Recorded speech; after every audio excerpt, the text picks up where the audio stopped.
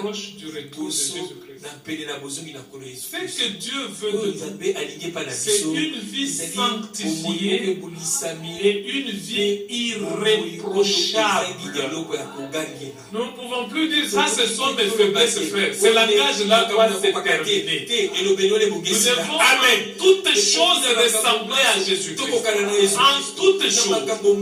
Ça doit être le désir le plus profond de mon cœur. Sanctifié et irréprochable.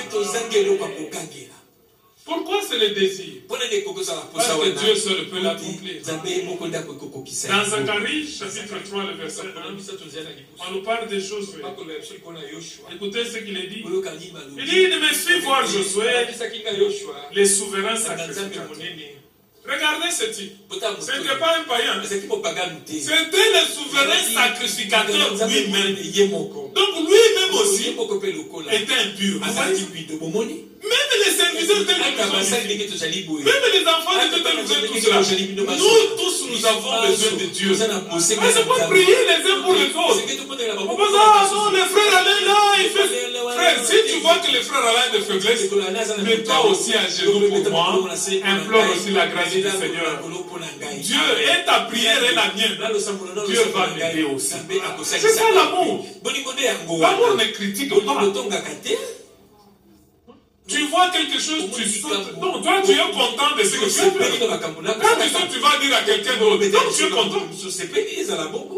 Et non seulement tu es content, tu es en train de dénigrer. C'est-à-dire que tu ouvres vraiment l'influence de ces frères-là dans la communauté. Pas tout le monde va savoir que c'est un pécheur. Dans Matthieu, il n'est pas dit comme ça. Il est dit, si tu vois, va vers lui, parle-lui. Peut-être si tu entends son histoire, il peut te dire que frère, même maintenant quand tu me parles à la frère, je suis en plein jeûne pour que Dieu me délivre. Mais toi-même, tu vas même regretter. Tu me dis, non frère, si c'est comme ça, moi aussi je vais jeûner aussi pour le jeûner avec toi. Parce que tu es allé par amour. Bien-aimé, ne parlez jamais d'une faiblesse d'un enfant de Dieu. Ne le faites pas. Ne parlez jamais du mal de quelqu'un d'autre. Ne le faites pas. S'il y a quelque chose, mettez-vous à genoux, priez le Seigneur. Parce que le frère ou la soeur ne peut pas se changer. Même s'ils en avaient la bonne volonté, ils ne peuvent pas. Dieu seul peut le faire. Implorez aussi la grâce de ce Dieu. Parce qu'il vous a aidé, vous. Donc c'est un Dieu qui aide. Il l'aidera aussi. Amen. C'est pourquoi ici il dit, Josué était debout devant l'ange. Et Satan qui se tenait à sa droite pour l'accuser. Vous voyez les accusateurs? L'accusation ne vient pas des enfants de Dieu.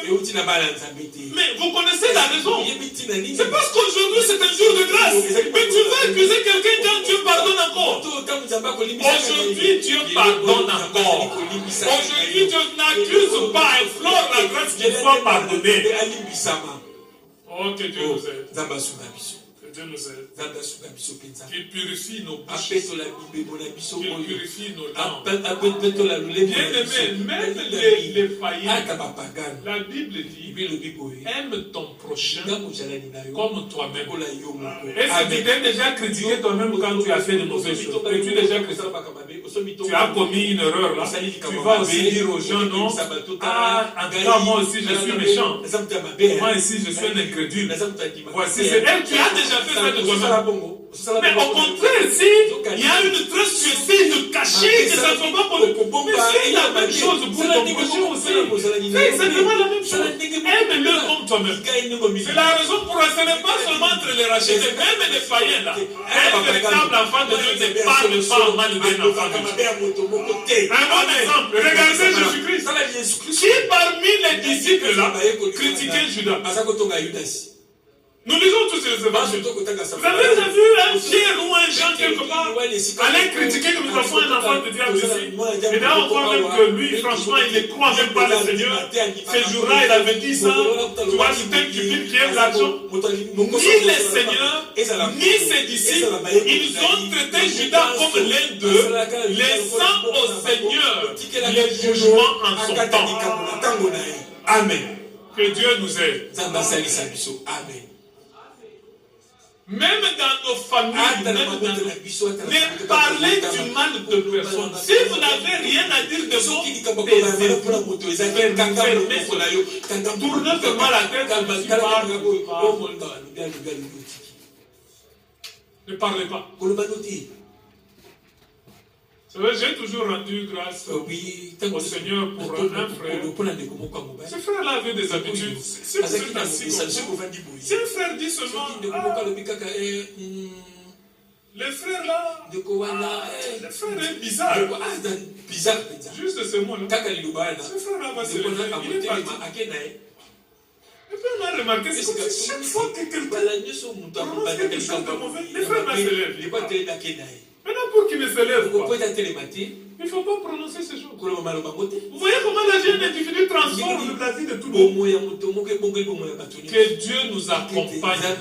Que nous ne puissions jamais tolérer les méchants. Il dit, heureux l'homme qui ne se met pas dans la compagnie de mon cœur. C'est-à-dire, ils sont en train de critiquer, toi aussi tu es là. Parfois tu ris. Rire, c'est consentir, non? Quand tu ris, donc tu consens. Même si tu dis, frère, je ne vais pas parler, mais tu riais. Est-ce que tu l'encourageais à parler? Parce que si tu t'étais levé, il allait se lever. Mais parce que tu as continué à rire, mais il a continué aussi. Tu fais partie de la critique là. Que Dieu nous fasse grâce. Dieu pardonne encore. Dieu sanctifie encore. Aujourd'hui, ce n'est pas un jour de jugement. Aujourd'hui, c'est un jour de grâce.